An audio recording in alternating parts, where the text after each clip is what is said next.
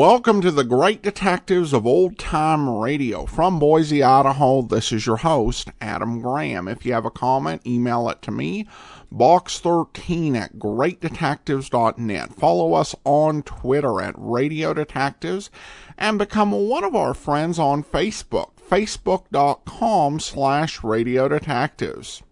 The listener's choice voting continues. If you've not already, vote at vote.greatdetectives.net. The poll for our standard division of series where we've had 11 or more episodes, and the series advanced in last month's voting. The top 20 out of that poll will be one of our listener's choice series, and the top 5 in the next poll for short division, i.e. the series with between 3 and 10 episodes in circulations.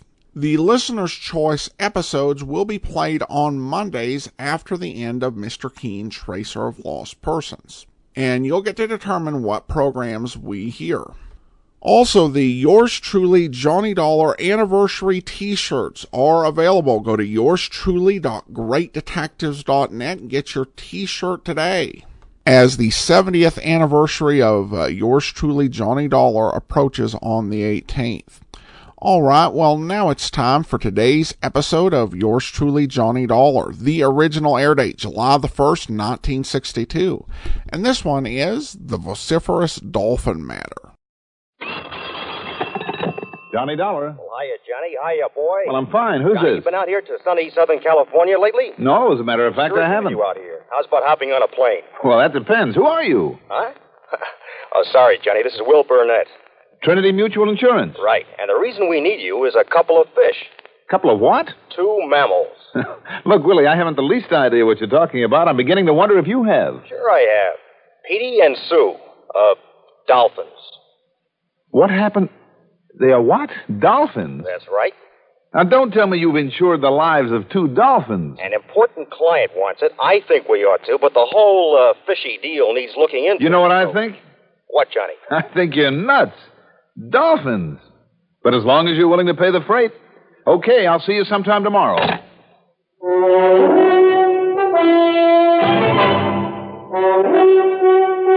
The CBS Radio Network brings you Mandel Kramer in the exciting adventures of the man with the action-packed expense account, America's fabulous freelance insurance investigator, Yours truly, Johnny Dollar.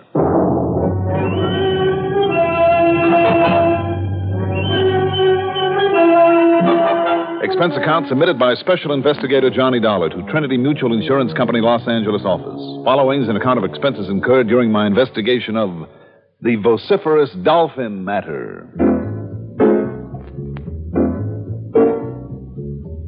Expense account item 1. At the crack of dawn the next morning, $224.43. That's for a wire to Willie Burnett, a taxi to Bradley Field, and a jet going west. Then at L.A. International, while I was picking up my luggage... Yo, Johnny, right over here. Oh, hi, Willie. Oh, pardon me, please. Excuse me, ma'am. Glad to see you, boy. Glad you can make it so fast. Oh? Here, got a rental car all gassed up and ready for you. You can stuff that stuff in the back. All right, good enough. There we are. Huh? Well, now what? I got a client waiting for me in the office, so I can't go along with you the way I planned. Go along to where? Shelter Point, just this side of San Diego. Oh? Now, here's a map all worked out for you. And see, right here is where Professor Dr. Euryantha Eurydice Estwell has her private oceanarium.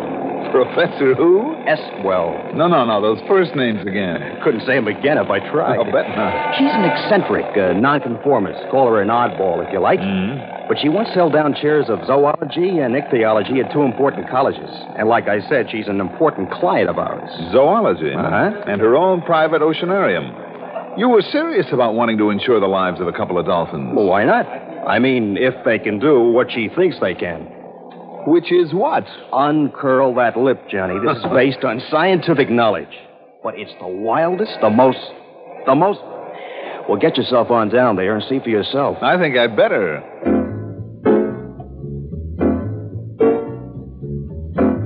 I cut on over through Inglewood to Route 101. The freeway, and then about 40 miles later, hit the Pacific Coast Highway at Capistrano Beach. There I plowed into a cold, wet fog. Real pea souper. By the time I passed through the usually colorful town of La Jolla, I began to wonder if I shouldn't stop somewhere and wait for it to clear. But it was still early afternoon. Traffic wasn't too bad, so I kept on. By the time I finally found the unpaved road that cut over to Shelter Point, I wished that I had stopped.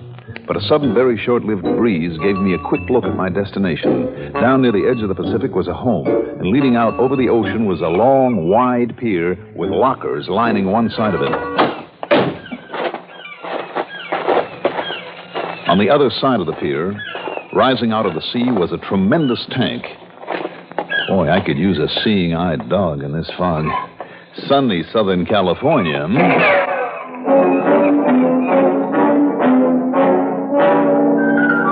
Somebody down there in the pier must have caught a glimpse of me. A very good glimpse of me. That last shot was too close for comfort. But the fog, now a solid wall again, was to my advantage. Moving without a sound, I felt my way onto the pier, and by pressing close to the lockers, I showed no silhouette. Finally, I saw the hazy outline of the marksman who was not looking my way. I waited. After what seemed like an hour of hardly daring to breathe, I jumped. All right, let me have it. Let me have that gun. Come on. Well, who are you? What are you doing out here? Wait a minute. Do you always shoot at people? Now, I asked you a question, mister. Who are you and what are you doing out here? Matter of fact, I had come here to see a Professor Estwell. What about? My name is Johnny Dollar. Johnny Dollar? That's right.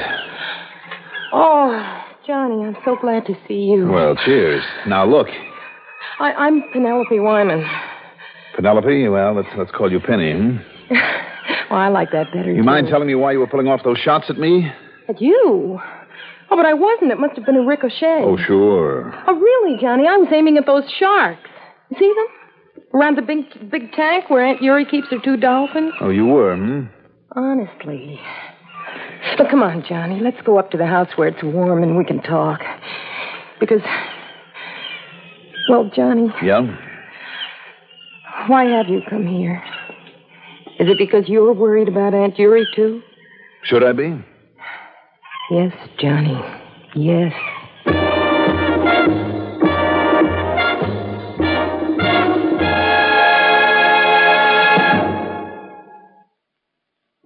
This ever happened to you? You're driving down a long highway or working late, and then monotony makes you feel drowsy. Perk up with No-Dose. No-Dose keeps you alert with the same safe refresher found in coffee. Yet No-Dose is faster, handier, more reliable. Absolutely not habit-forming. The safe way to stay alert without harmful stimulants. No-Dose.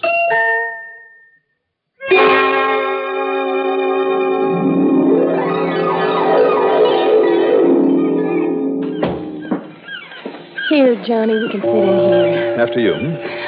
Thank you. Would you like a drink or something? No, thanks. Now, Penny, tell me, does this worry about your aunt have something to do with your standing down there on the pier with a rifle? Well, no, I told you I'd thought of going swimming. In all this fog?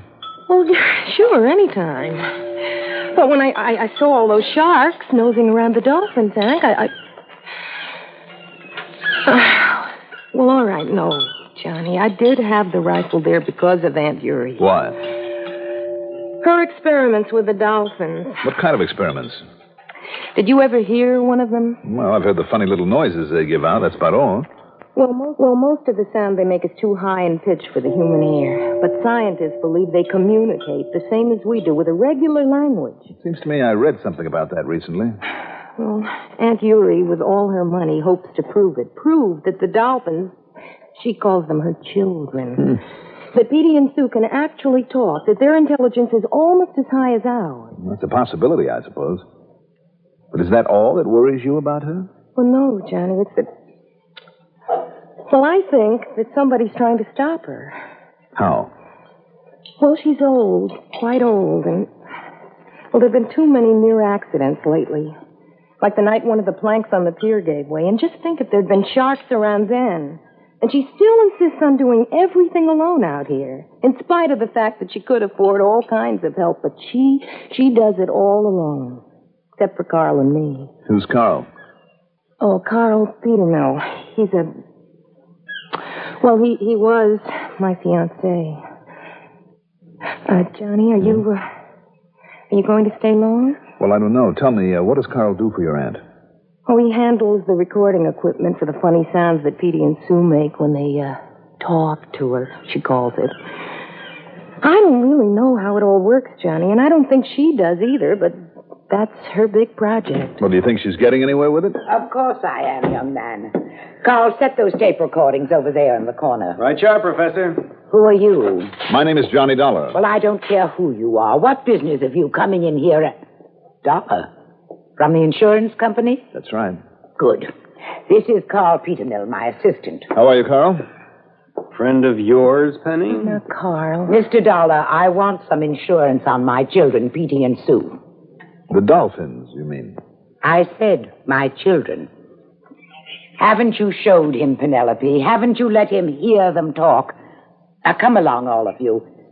But first, Penelope, go in and put on a decent dress. Yes, Aunt Yuri. Come along, Mr. Dollar. Yes, ma'am.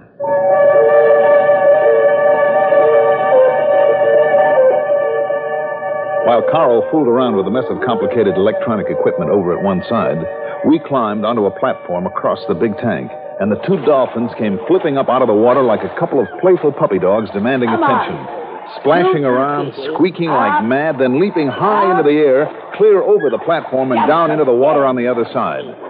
The thing that really stopped me was when one of them, leaping out of the water onto the platform, just lay there for a moment until the professor gave it a few pats on the head like you would a playful dog. It was amazing, and a far more personal kind of play than I'd ever seen at Marineland or any other oceanarium where they train small whales and dolphins. They really seemed to understand her. That's enough. Then, at her command, they quit and stayed below, swimming around. Of course, coming up for a breath of air now and then and watching us all the time. There you are. Do you see, Mr. Dollar? They are my children. Completely obedient. And they love me, too. Almost unbelievable, Professor. Well, that alone is reason enough to insure their lives. Well, now... But there's a far more important reason, Mr. Dollar. One of tremendous scientific value to the whole world. At least it will be when I've given them more training to prove my point.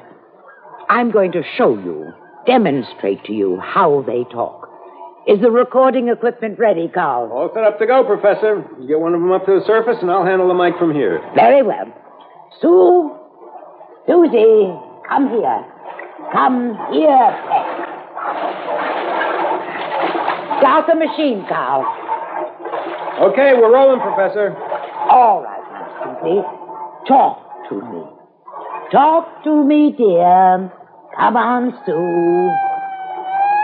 That's right. Talk to me. That's a good girl. Do you love me? Do you love your mother? Say, mother. Mother. Mother, did you hear it, Mr. Dollar? I heard it, but I'm afraid I don't exactly understand her. Then we'll show you, won't we, Carl? Down you go, Susie. And thank you, dear. These tape recorders, Professor. How come? What's the matter with you, Mr. Dollar? Can't you see what we're doing? I'm not quite sure. It's obvious. We make a recording at ultra-high speed of sounds that are almost too high for the human ear to register properly.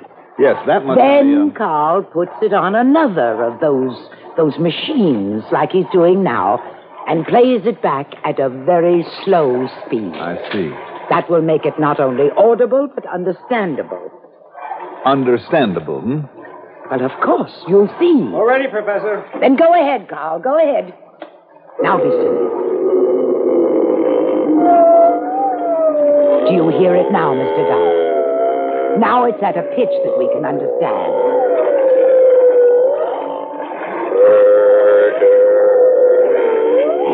You hear that? She said mother. She did, hmm? Well, yes, of course she did. Because I taught her to. Well, didn't you hear it? She said mother. Well, didn't she? Or was it something else, Professor Eswell? What? Something else? Yes. Like maybe murder.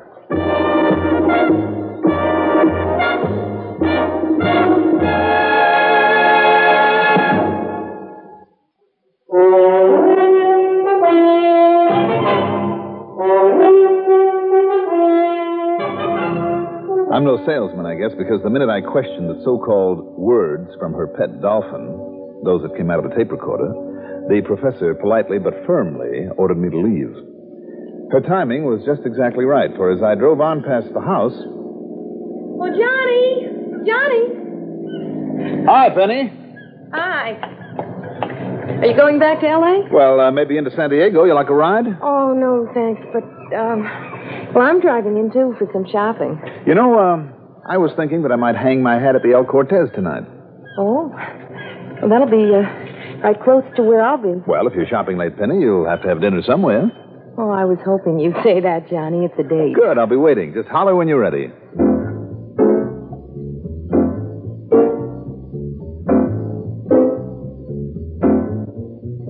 After phoning Willie Burnett and reporting no sale as yet, that's item 2, $1.45, I checked into the El Cortez, shaved, showered, dressed, then waited until Penny called. Then, a night on the town with that beautiful girl. Only once during dinner at Luback's did we make with any serious talk. Wonderful, Johnny. Oh, good. But I shouldn't leave her alone even for a few hours this way. Even with Carl out there with her? Your engagement to him is really off, hmm? Yes. And I guess he hates me now because of the reason for it. Oh, I knew he hadn't had much formal education, but when I found out about the only life he really cared for... Well, Penny, let's not worry too much about him. But, Johnny, all his life, he'd worked in carnival. Well, that's a pretty colorful life, you know. A barker, a spieler for a freak show, two-headed snakes, that sort of thing. And that's what he hopes to do again. Let's forget about him, then. Johnny? Do you think Aunt Yuri really has anything with those dolphins? Well, those tapes are pretty, provocative. Oh, why doesn't she just relax and enjoy her money? Tell me, who gets her money when she dies? You? Yes, everything. Except for the dolphins. They'll go, too. Hey, now you're the one who said to stop worrying. What'll we do next, Johnny? You just wait till I pay this check and you'll see. Waiter.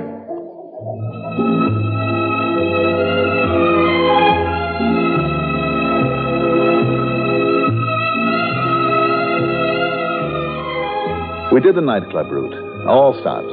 It was one of the greatest evenings I ever had. Penny, not only clever, beautiful, charming, witty, but... Well, I was sorry when it was all over. And sometime after 4 a.m., I piled her into her car, kissed her goodnight, and watched her head on back to the beach. It was almost an hour later when... Oh, Johnny Dollar. Oh, wait a minute. Hold everything. Hello? Johnny, please, come out here. Penny? Yes, Johnny. Well, Penny, what's the matter? What's happened? Aunt Yuri. She's dead.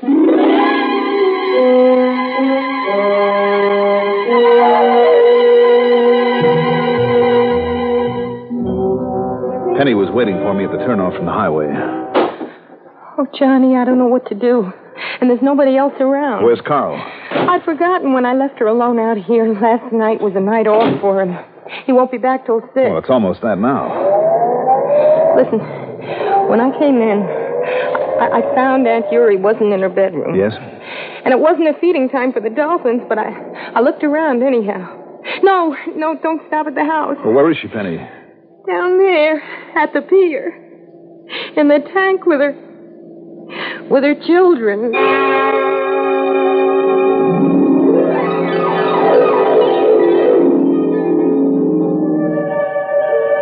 Her body was floating there, and the dolphins, her children, were beside her, protecting her. I rigged up a sling and brought her body up onto the platform, and I could see where she'd been struck on the head. Just then, Carl came running out onto the pier. I must say that his reaction was wholly unexpected. I knew it, Penny. I knew you'd get her sooner or later. Carl! Just a minute, Carl. Couldn't wait for her to die, could you, to get all her money? You had to help her along. I said just a minute. Hit her over the head, did you? Then pushed her in? Is that what you did? Oh, Carl, you're terrible. It's true, Dollar. It's true, because of her money. Now, look here, both of you. And listen. Yeah, the Dolphins. I can prove it. I think I can prove it. Because they'll know. They must have seen and they can talk. Dollar, they can talk. And I can understand them, and they can understand me. Oh, yeah. You'll see.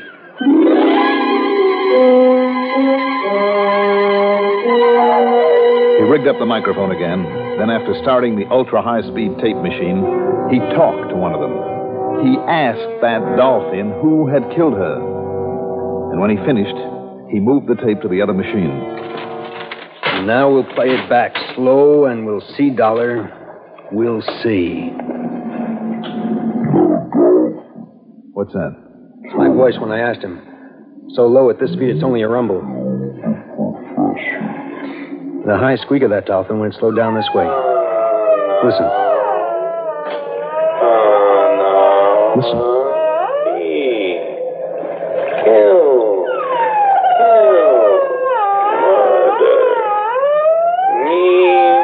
I told you. I knew it. She killed her. Oh, no.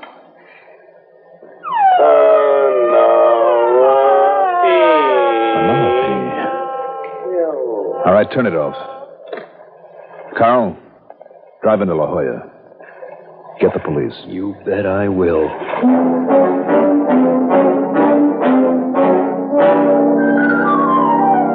If it was true about Dolphin's intelligence, this might be no actual proof at all, but it was pretty damaging evidence against the girl who would inherit all of the professor's money.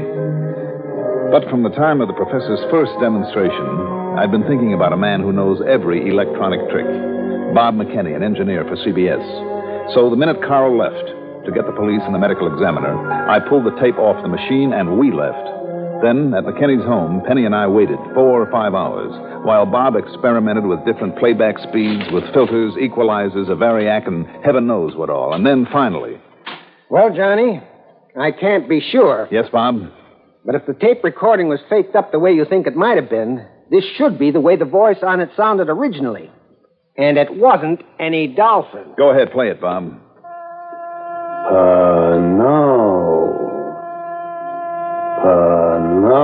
Penelope. Kill. Murder. Johnny. Me see. Penelope.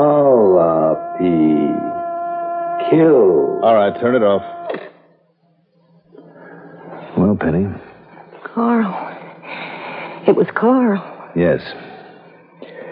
Yes, Carl faked that, like he faked all the other Dolphin voices. But what?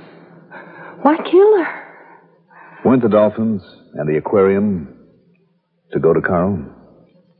Yes. Yes, they were. Well, apparently he was afraid that your aunt would find out about his electronic tricks. This way, he'd have his sideshow, the life that he wanted.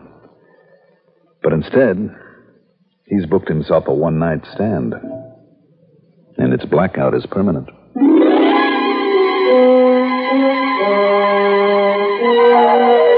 Thanks to Carl, the police and he were still there at Shelter Point, waiting for us. Expense account total, including hotel and the trip home, $531.80. Yours truly, Johnny Dollar.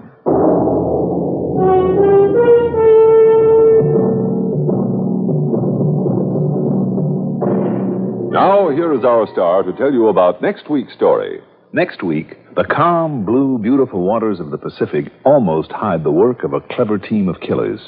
Join us, won't you? Yours truly, Johnny Dollar. Do you like a car with plenty of pep? A car with reserve power for safe passing?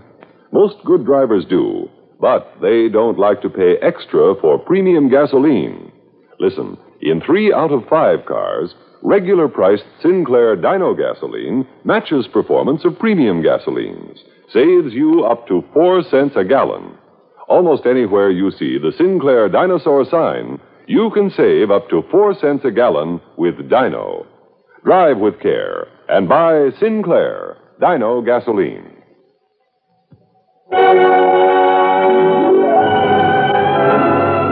Yours truly, Johnny Dollar, is written by Jack Johnstone, produced and directed by Fred Hendrickson.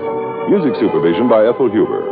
Johnny Dollar is played by Mandel Kramer. Also featured in our cast were Larry Robinson, Ethel Everett, Joan Laser, Bill Lipton, and Ben Yaffe.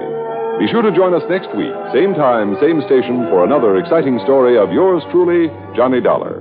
Art Hanna speaking. This is Andrea J. Graham, author of the Web-Surfer series, and a Madam's Wife. You're listening to the Great Detectives of Old Time Radio.